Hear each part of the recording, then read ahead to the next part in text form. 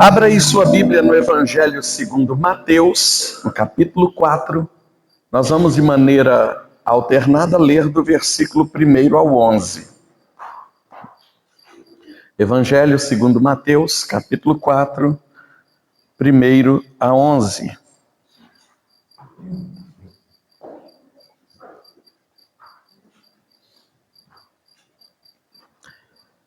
Alternadamente, ok, irmãos? A seguir foi Jesus levado pelo Espírito ao deserto para ser tentado pelo diabo. E depois de jejuar 40 dias, 40 noites, teve fome. Então, o tentador, aproximando-se, lhe disse: Se és filho de Deus, manda que essas pedras se transformem em pães. Jesus, porém, respondeu: Está escrito, não só de pão viverá o homem, mas de toda a palavra que procede da boca de Deus. Então o diabo o levou à cidade santa, colocou-o sobre o pináculo do templo.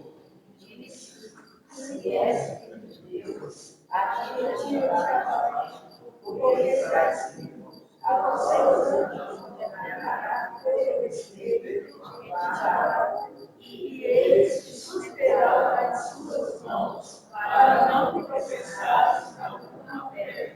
Respondeu-lhe Jesus: Também está escrito: Não tentarás o Senhor teu Deus. Levou ainda o diabo a um monte muito alto, mostrou-lhe todos os reinos do mundo e a glória deles. E lhe disse: Tudo isto te darei, se prostrado me adorares. Então Jesus lhe ordenou: Retira-te, Satanás, porque está escrito: Ao Senhor teu Deus adorarás, e só a Ele darás culto. Com isto, o diabo, e eis que vieram anjos e o serviram. Eu poderia conversar com vocês aqui sobre a tentação de Jesus, e a gente podia esmiuçar aqui os detalhes dessa tentação. A tentação com a pedra no deserto, a tentação no pináculo do templo, ali tentando massagear o ego do Senhor Jesus e inflar-lhe o orgulho, a altivez, a soberba. Mas o nosso propósito é entender os 40 dias de jejum. Então nós vamos focar nisso. A tentação de Jesus, esse período de 40 dias de jejum, está exatamente após o seu batismo, ali no Jordão. Ele é batizado por João Batista, e o texto diz: a seguir ou imediatamente. Ele terminou de ser batizado, e nós conhecemos a narrativa onde, quando o Senhor Jesus está ali diante de João Batista e diante daqueles que seguiam João, uma multidão, o Espírito Santo de Deus se manifesta ali, uma voz brada, todos ouvem: Este é o meu Filho amado, em quem me comprazo. Há um testemunho do céu a respeito do Senhor Jesus como sendo o Filho de Deus, o unigênito do Pai, aquele que veio do céu. E dentro da cronologia nós vamos perceber que imediatamente, logo após, ele se retira dali e é levado pelo Espírito de Deus para o deserto com o objetivo de ser tentado pelo diabo. Durante 40 dias ele jejuou. Durante 40 dias ele sofreu essas tentações. O jejum de Jesus no deserto vai muito além da privação de alimentos. Por 40 dias Jesus não comeu. Então nós colocamos o jejum dentro da categoria de abstinência. O que é jejum? É abstinência de alimento. O que é jejum? É deixar de comer ou beber alguma coisa que me causa prazer, satisfação. Mas jejum é muito mais do que isso. E no caso do jejum de Jesus, ele cumpre objetivos teológicos, messiânicos e espirituais. A primeira coisa que você precisa entender: Jesus jejuou por 40 dias para se preparar para o ministério. O ministério de Jesus vai começar depois do seu batismo. E agora ele precisa se preparar para isso. Então, ele é levado pelo Espírito ao deserto a fim de que ele seja preparado. Nós conhecemos a narrativa dos 3 anos e meio de ministério de Jesus. Nós sabemos, ele enfrentou diversas oposições, perseguições, injúrias. Ele foi rejeitado pelo Sinédrio, ele foi rejeitado por fariseus, saduceus. O povo entendia que ele era um impostor, que ele se declarava como sendo aquele prometido pelos pais da igreja, mas que ele era um impostor. Enfim, ele enfrentaria terríveis oposições ao ponto dessas oposições e perseguições culminarem na sua crucificação. Ele precisava se preparar para isso. É interessante que nós enfrentamos as lutas mais ditosas e mais amargas da vida sem nos prepararmos espiritualmente para elas. Sem nos municiarmos para elas. Eu me casei há 23 anos atrás. Tem quanto tempo que você é casado? Pensa aí, rapidamente. Tem quanto tempo que você é casado? Agora volte lá, faz um feedback aí, se você consegue lembrar, né? De quando você casou, faz um feedback. Como foram os preparativos para o seu casamento? A grande maioria aqui, talvez, voltando lá atrás, vai pensar, olha, primeiro nós planejamos a data, depois nós começamos a olhar o local, onde seria, se nós íamos fazer festa, se não ia, se a gente ia só no cartório, se a gente casou na delegacia, que tinha uns negócios assim atrás, né? Não teve nem planejamento. Eu engravidei a moça e o pai dela botou uma espingarda na minha nuca e disse, nós vamos casar na delegacia, mas se você casa com ela, você casa, porque você não vai deixar minha filha embuchada e simplesmente ela vai virar mãe solteira. Não tinha uns negócios assim?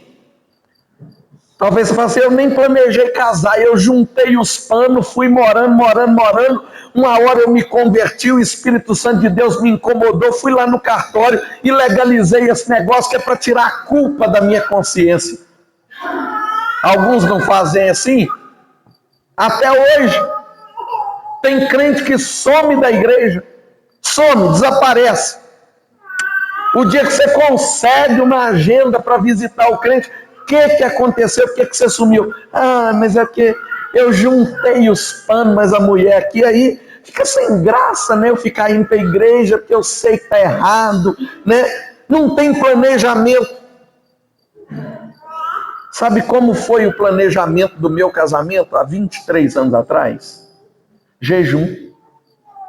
Nós jejuaremos para que Deus confirme que este casamento é propósito dele. E eu posso dizer a você hoje que se não fosse assim lá, eu não estaria casado hoje.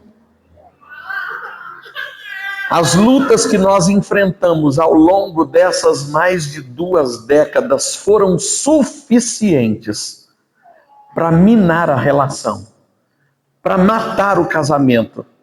Mas havia, antes de tudo, um propósito espiritual no casamento.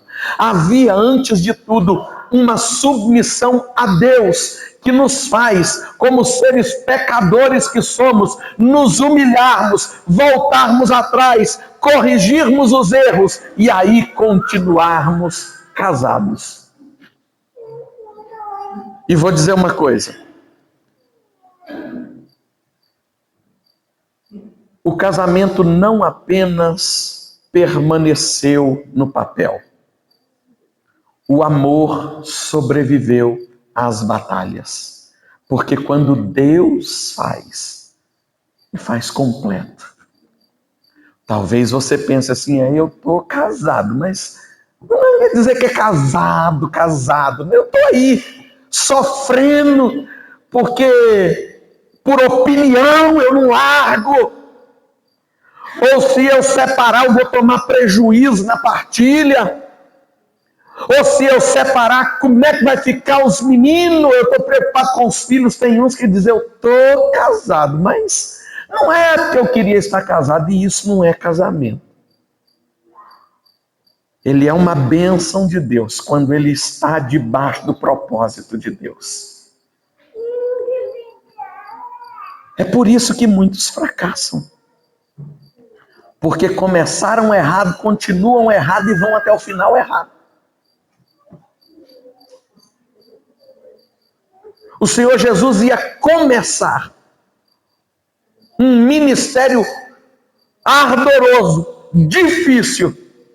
Como é que ele fez isso? Jejuando.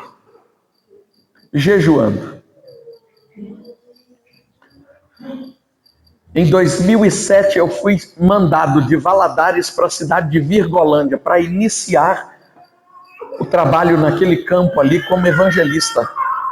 Nesse período, a Esther, que estava hospitalizada entre a vida e a morte, uma situação dramática que eu já compartilhei com os irmãos, vivemos ali uma cura milagrosa da nossa filha, mas enfim, eu fui sozinho, levei a mudança sozinho, a minha família ficou em Valadares, eu passei uma semana sozinho naquela cidade. Sabe o que eu fiz para começar o ministério ali?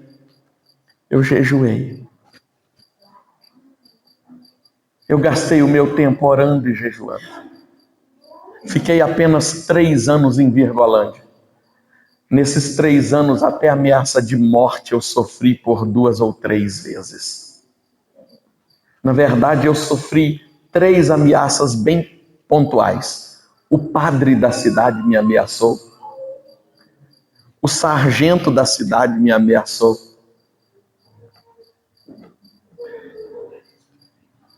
E a filha de um casal convertido lá me ameaçou. E por incrível que pareça, a filha era irmã do sargento. Eu fui ameaçado de morte 3 vezes. E as pessoas começaram a se converter, e a congregação foi enchendo, foi crescendo, porque Deus estava à frente. O Senhor Jesus jejuou para se preparar para o ministério. Quando você está espiritualmente preparado, não interessa a batalha. Ela não é sua. E aquele que comanda a nossa vida já sabe o fim dessa história. Que decisão importante você tem que tomar na vida? Você já pensou em jejuar antes de iniciar essa mudança? Esse empreendimento? Esse ministério? Esse casamento? Você já pensou em jejuar para iniciar esse namoro? Eu não vejo isso mais na nossa juventude, mas na minha época de adolescência tinha isso. Ah, você está namorando a fulana? Não, nós estamos orando. Mas como é que é isso de orando? É muito simples. Nós nos encontramos todo dia, nós conversamos, mas não tem beijo na boca, não tem agarradinho, não tem isso. É oração e conversa. Nós estamos orando. Naquela época tinha uns casais que faziam propósito. Você já ouviu falar em fazer a corte? Os meninos de hoje não sabem o que é fazer corte, porque o negócio deles é pegar, é ficar. Eles conversam entre eles lá, querendo saber com quantas vezes já ficou, a boca de quem que eles já beijou. Nossos filhos não sabem o que é ser crente na prática. Naquela época, crente de verdade fazia a corte. Você sabe o que é fazer a corte? Ô fulana, eu estou gostando de você. Eu tenho alguma chance com você? A menina fica até rosadinha. Eu também estou gostando de você, então vamos fazer o seguinte. Durante 2 meses, ou durante 1 mês, ou que seja durante 2 semanas, 1 semana, mas havia um prazo. Durante esse período, nós não vamos declarar namoro, nós não vamos nos beijar, nós não vamos segurar a mão um do outro para andar de mão dada por aí. Nós vamos só orar e jejuar. 1 semana, 2 semanas, 1 mês, 2 meses, não importa o tempo. Aí você pergunta para o cara, ele fala, não, eu tenho compromisso. Aí com quem que você namora? Não, eu tenho compromisso, eu estou fazendo a corte com a fulana. Como é que é esse negócio de fazer a corte? A gente ora pelo nosso relacionamento.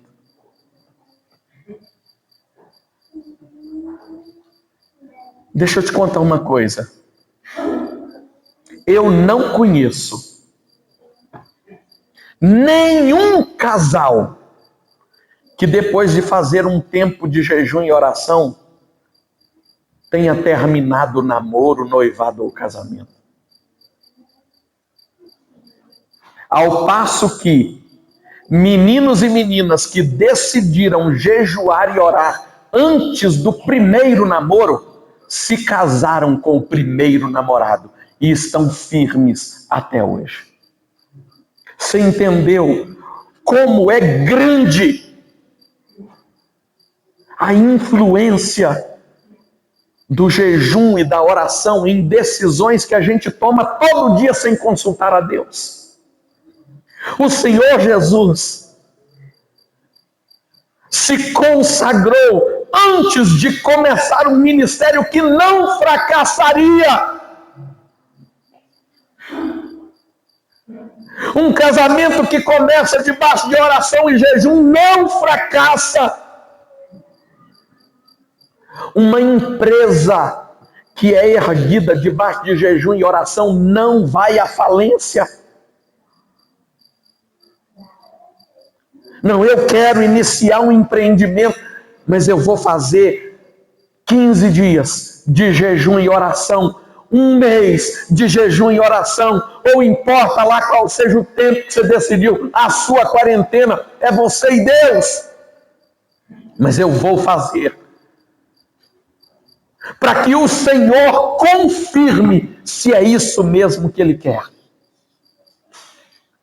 Esther fez isso. Durante 3 dias jejuaremos, e eu me apresentarei diante do rei. Se perecer, pereci. Ou seja, se Deus quiser nos dar vitória, Ele dará. Mas se Ele não quiser, eu estou em paz com Deus. Antes de decisões importantes, a igreja precisa aprender o tempo da consagração. É quando você se cala para que Deus fale. É quando você se priva do alimento bom para se alimentar daquilo que é melhor. É quando você tem fome e sede de Deus.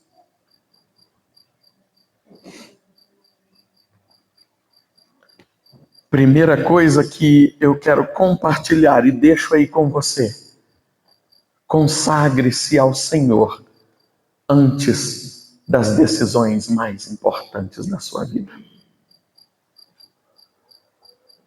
E depois me conta a história, tá bom? Depois me conta como foi a experiência. Eu tive crises terríveis no meu casamento. E crises de considerar firmemente o divórcio. Mas é incrível que todas as vezes que eu considerei o divórcio, o que pulsava na minha consciência é: eu me casei debaixo de jejum e oração. Então eu voltava a Deus em desespero: Senhor, o que está acontecendo?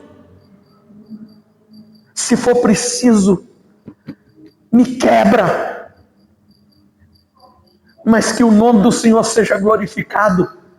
Eu não posso dizer ao mundo que eu me casei debaixo de jejum e oração e depois dizer que eu me divorciei.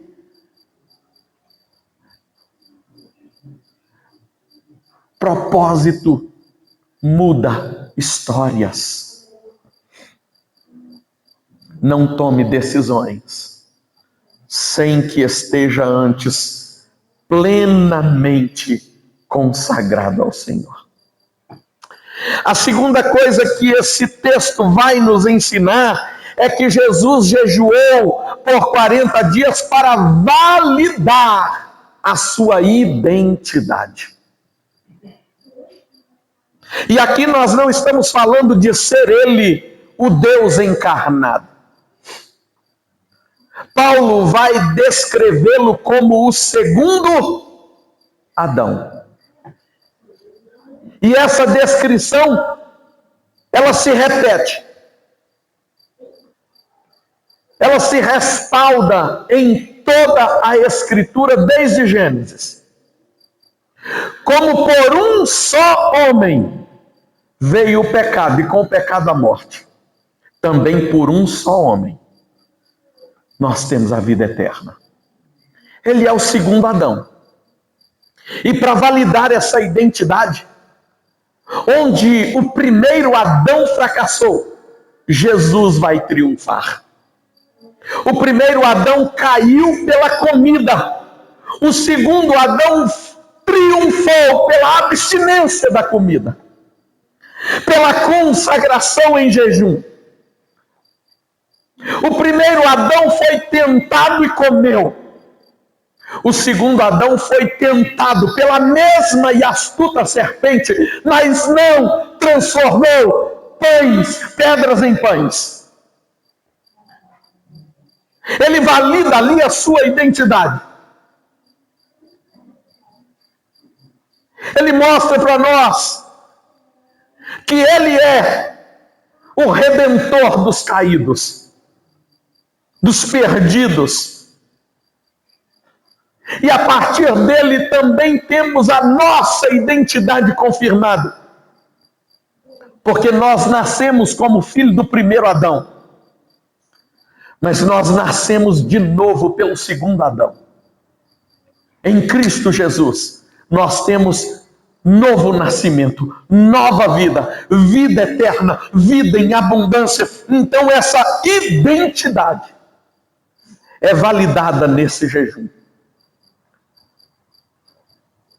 Onde o primeiro Adão pereceu comendo, o segundo Adão triunfou jejuando.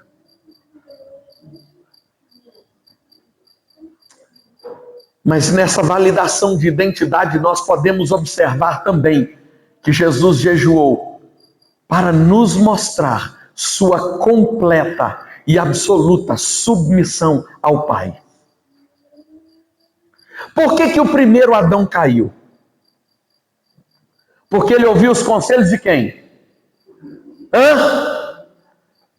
Da mulher. Da mulher. Ele já tinha cansado de ouvir os conselhos de Deus, dizendo, não coma desse fruto. Aí ele vai ouvir os conselhos da mulher, come do fruto. Tem muito Adão passando por essa batalha ainda hoje, né? Por que você comeu? A mulher mandou. Mandaram fazer uma fila, né? Os maridos que são mandados pelas suas mulheres, fiquem nessa fila. Os maridos que as mulheres não mandam nele, fica na outra fila. Aquela fila enorme aqui. E lá um homem só. O povo olhou assim, e o rapaz falou, rapaz, você é machão mesmo, hein? Viu? Por quê? Rapaz, você é o único. Por que você está nessa fila? Eu estou nessa porque a minha mulher mandou.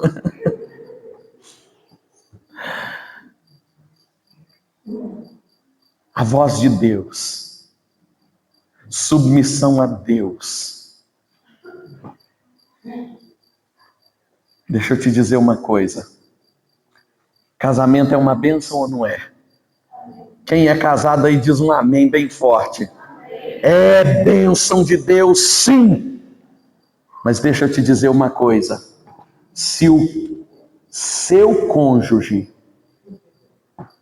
tem servido de pedra de tropeço para você servir a Deus, então está na hora de você colocar Deus acima do seu casamento. Por que você não tem ido à igreja? Ah, porque minha mulher não vai, eu não vou sozinho, porque eu vou deixar ela sozinha. Ei, querido, deixa lá. Ela não quer vir, não? O problema é de quem? Dela. Ah, eu não vou porque meu marido não vai. Problema de quem? Dele. Problema dele. Você deve ser submissa ao seu marido, esposa? Sim. Até quando? Até quando isso não confrontar a sua fé. Até quando isso não se opor à sua submissão a Deus. Assim como nós devemos ser submissos às nossas autoridades, desde que elas estejam no Senhor. Então a submissão de Cristo Jesus é absoluta ao Pai.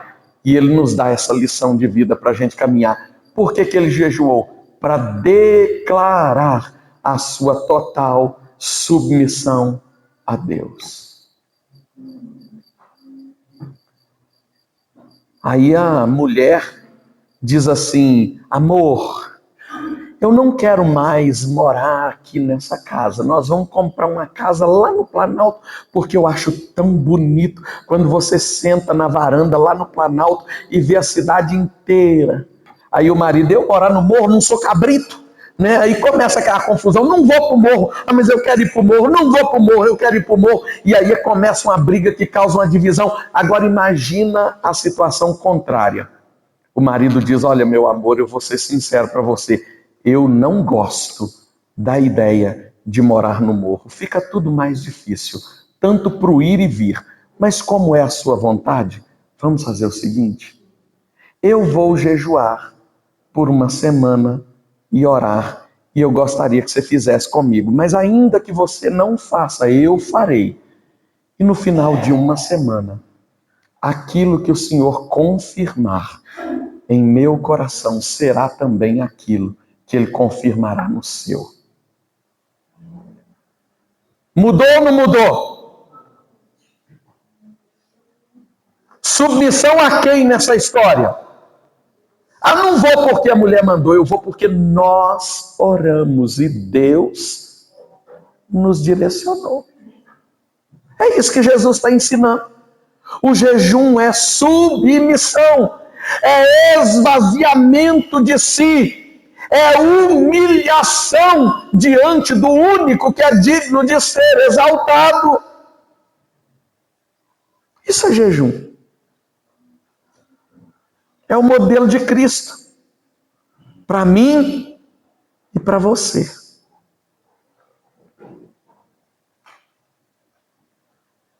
Em terceiro lugar, e nós vamos terminar com isso, Jesus jejuou para demonstrar dependência espiritual. Se em segundo lugar, ele jejuou para demonstrar submissão, em segundo, dependência. Tem diferença, Jonas? Vamos ver o que é a dependência? Em primeiro lugar, dependência espiritual é quando o espírito sobrepuja a carne. O jejum enfraquece o corpo, mas fortalece o espírito, te tornando mais unido ao Pai. Então isso é dependência, é quando você mortifica a carne, quando você esmaga a carne, quando você enfraquece a carne, diminuindo-a, inclusive diminuindo as vontades da sua carne, suprimindo tais vontades carnais, para que o Espírito de Deus floresça dentro do seu ser.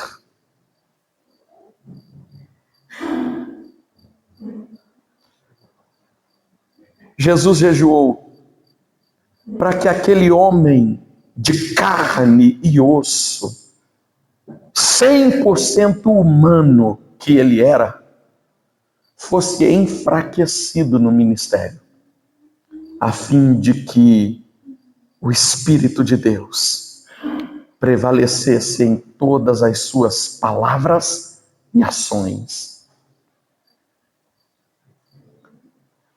Quem jejua e ora não toma decisões impulsionadas pelo desejo da carne. Quem jejua e ora acaba adotando para si um dilema que torna-se a sua identidade diante dos homens. A pessoa que tem o hábito de jejuar e orar, normalmente, quando ela é convidada para uma decisão importante, ela diz assim: eu vou consultar o Senhor e eu te falo dentro de tantos dias. Dependência é isso. É quando a carne se cala para que o Espírito de Deus fale. Jesus jejuou para que a verdadeira sustentação não fosse do pão, mas do Pai. Gostou dessa frase? Eu criei a sua. Jesus jejuou para que a sua verdadeira sustentação não fosse do pão, mas do Pai. Aquele que é sustentado pelo Pai Celeste demonstra serenidade diante das lutas e dores.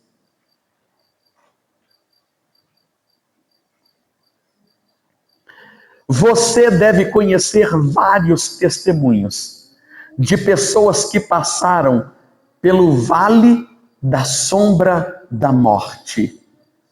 E que quando você conversa com essas pessoas, você não encontra nelas desespero. Gente, pelo amor de Deus, ora por mim que eu estou morrendo. Normalmente, aquele que passa pelo vale da sombra da morte, consagrado, ele passa dizendo: Deus está no controle, então está tudo bem.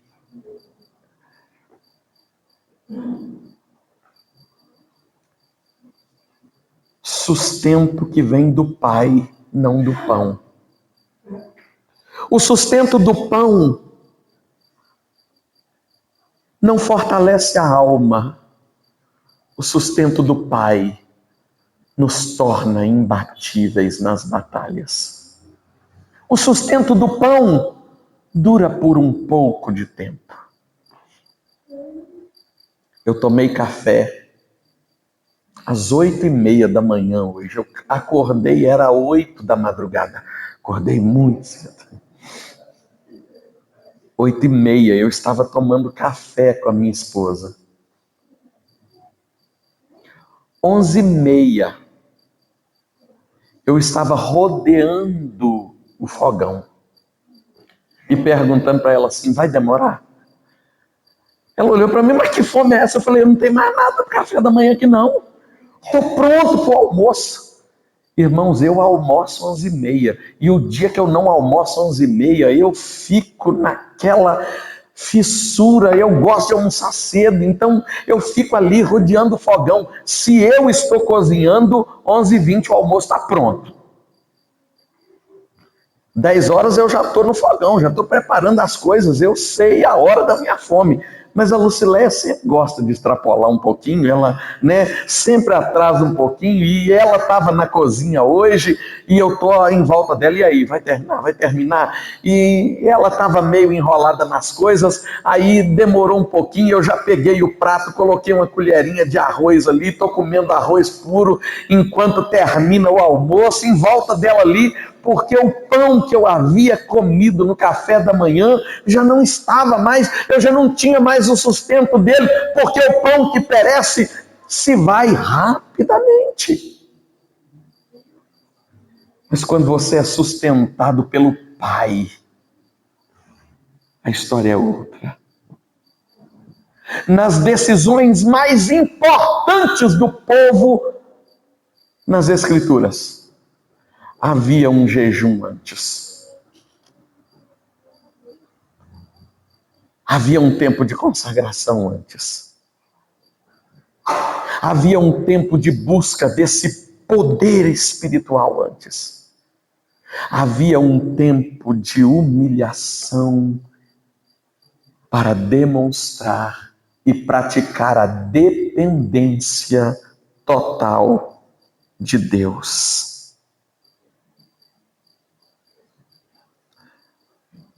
E eu quero concluir mostrando para vocês o cenário onde Jesus está. O evangelista Marcos vai descrever no capítulo 1 que Jesus estava entre feras. Ele vai dizer que esse tempo de 40 dias no deserto foi um tempo de guerra espiritual. Ele estava entre as feras, mas os anjos do Senhor o serviam. É nesse cenário que nós devemos orar e jejuar. Nós estamos entre feras. Paulo, em Efésios 6, vai dizer que a nossa luta não é contra carne e sangue. Na NVI está dizendo que a nossa luta não é contra seres humanos. Ela é contra poderes espirituais. Contra principados e dominadores deste mundo tenebroso. O ambiente em que vivemos é um ambiente de guerra espiritual. E você tem se comportado como um soldado vencido.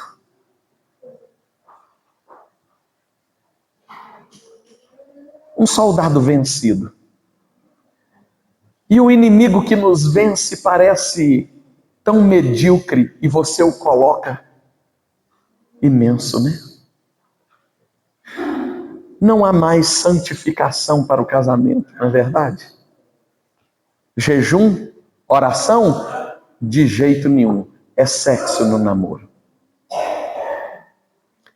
Para você isso é o novo normal, mas eu não vi a Bíblia mudar. Você viu? Alguém viu? Você percebeu a mudança na Bíblia? Não, né? Você foi vencido. Soldado vencido. Vencido pelos vícios. Soldado vencido. Vencido pela pornografia. Soldado vencido. Vencido pela língua, fofoqueiro, maledicente. Soldado vencido. Vencido pelo egoísmo. Soldado vencido. Nós vivemos em um ambiente de guerra. O mundo é um ambiente de guerra e a guerra é constante. Você não entendeu isso ainda não? Tudo na sua vida é uma batalha espiritual. Tudo. Alguns vão dizer assim, nós não podemos espiritualizar demais as coisas. Principados e potestades se levantam contra você dentro da igreja. Principados e potestades se levantam contra você no seu trabalho. Principados e potestades se levantam contra você no casamento. Principados e potestades se levantam contra você na educação dos seus filhos. Nós vivemos em constantes guerras espirituais. Consagre sua vida a Deus. Antes de começar, consagre-se a Deus. Durante suas guerras, consagre-se a Deus. E ao final de cada batalha, tribute um louvor a Deus. Que o Senhor te abençoe. Amém?